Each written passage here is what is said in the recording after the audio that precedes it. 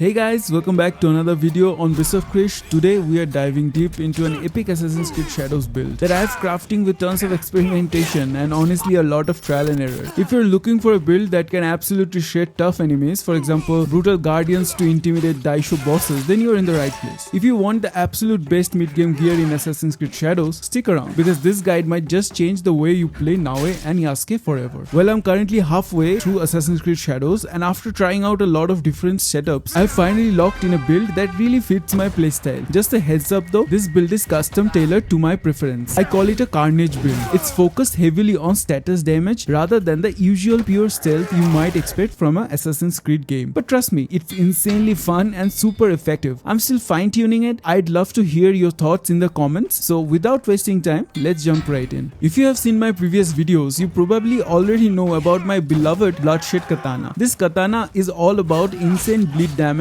and honestly it's so good that I'm planning to carry it all the way into the endgame. Right now my Katana is upgraded with a gold level perk that keeps affliction buildup from decaying over time and another perk that boosts status buildup by 10% after consecutive kills. It matches exactly how I envision Naoe becoming a status dealing monster. Next up, let's talk about the legendary Yakimitsu Tanto, which I grabbed from raiding the ancient tomb of Nanjo. This Tanto automatically makes afflicted enemies vulnerable, a total game changer. Plus I customized it with an extra plus 20% affliction damage, making it the perfect match for my Bloodshed Katana. Here's how it plays out. I poison enemies first and then finish them off brutally with my Katana, and let me tell you, the damage skyrockets. Now finding the tomb is pretty easy. It marked as a question mark south of Kyoto just across the river, but getting through it not that easy. The inside is like a giant maze and if you pick the wrong paths, you'll keep ending up back at the starting point. Quick tip, when you enter the Kofun, you'll land in a main chamber with two passages. If one leads back to the start, obviously take the other. Also light the candles to mark your progress. Trust me, it saves so much time figuring out where you have already been. After a lot of trial and error, I finally reached the innermost chamber where I unlocked one of the most crucial pieces of this build, Yakimitsu Tanto. Now here's a surprise. The armor and headgear I'm currently rocking right now aren't even legendary and yet they look incredible and perform even better in combat. They strike the perfect balance between style, survivability and pure damage output. I'll break it down further in the next part of the video, but just know you don't need to wait till endgame to feel like an unstoppable force.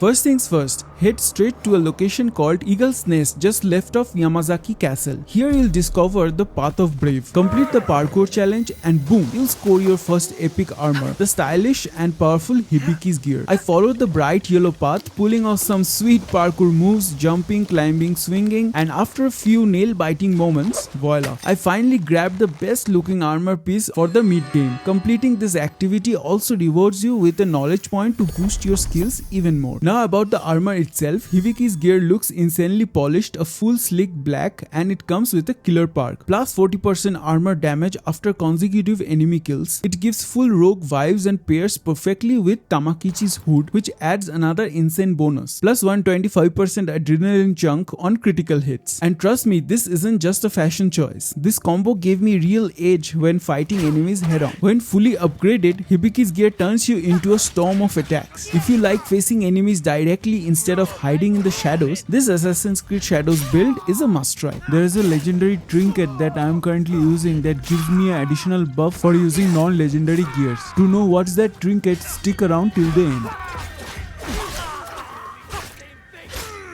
Next up, just northeast of Yamazaki Castle, you'll find the rugged Senri Hills. Right at the foothills of the synchronization point, there's another parkour challenge, the Path of Valor. Complete it and you'll unlock the Tamakichi's hood, the perfect match for your rogue build. Let me know in the comments how you feel about my mid-game Assassin's Creed Shadows gear till now. Want me to make a dedicated stealth armor guide for the mid to late game? Smash that like button and if you hit 10 likes, I'll make it happen.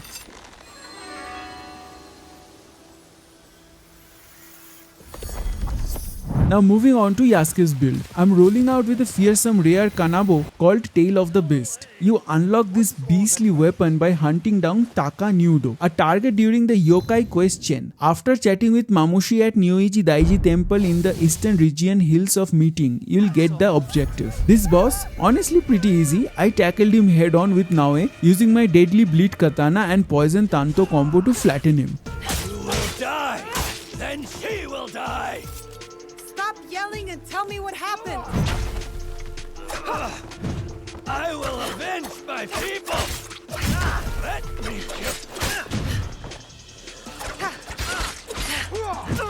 The rewards are amazing. 15% days build up, 32% armor piercing when your health is full, an absolute lethal weapon. Next, let's gear up Yasuke with the best mid-game armor set. In the Tamba district, just a bit north of Silver Land and northeast of Kabasaka village near Kameyama, you'll spot some question marks. Hidden behind Narutaki Falls, and there's a legendary chest. Inside you'll find the extravagant Kabuki Mono headgear with the epic perk automatic weak point attacks on successful parries. Not just that, the extravagant Kabuki Mono outfit is nearby on an island close to Fukuchiyama Bay in Tamba. Even though it's a level 35 zone, no worries, it's not locked behind any bosses or castles. The armor automatically grants you plus 100% adrenaline chunk with weak point attacks. Later I engraved it with plus 40% days affliction duration. You can grab this perk from a gear vendor in Kyoto located in the Yamashiro district. The final piece in the puzzle is your secondary weapon. Right now I'm using legendary Teppo called Cascading Fear, and let me tell you, it's an absolute monster. It naturally comes with a crazy perk that instantly kills enemies below 25% health on a headshot. Later on you can even engrave it with an additional perk that decreases reload speed, making it even deadlier in combat. You can find this legendary Teppo hidden in the Gembu Highlands in the Yamashiro district, just slightly north to northeast of Kyoto. Trust me, it's worth the trip. Now about the trinkets. I'm rocking the legendary trinket Oni's Fury, which gives me a sweet plus 15% damage bonus when you have a non-legendary gear equipped. Since I'm using an epic gear set for my Assassin's Creed Shadows build, this bonus totally compensates for the damage drop I would have otherwise had. Super clutch. This trinket can easily be acquired by raiding the Teratsuzuki Den near Kawachi Heights in Izumi Setsu region. As for Yasuke's amulet, I am currently using the Wrath of the Oni, a simple uncommon amulet that grants 25% adrenaline chunk on kill. Gotta admit, I'm not super proud of that choice. If you have better amulet suggestions for this Assassin's Creed Shadows Yasuke build, please drop them in the comments. I am all ears. Also, when it comes to engravings, I have made my own suggestions for your Assassin's Creed Shadows build, but I am not here to force anything. I really want to leave room for your creativity and playstyle. So go crazy, experiment and have fun. That's what it's all about, right? And hey,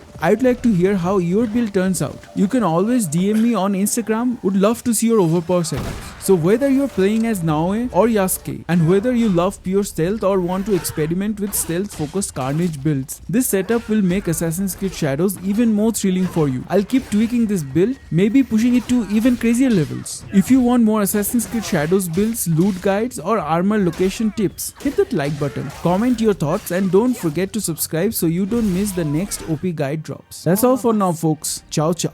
I'm glad you're here with me, Yasuke.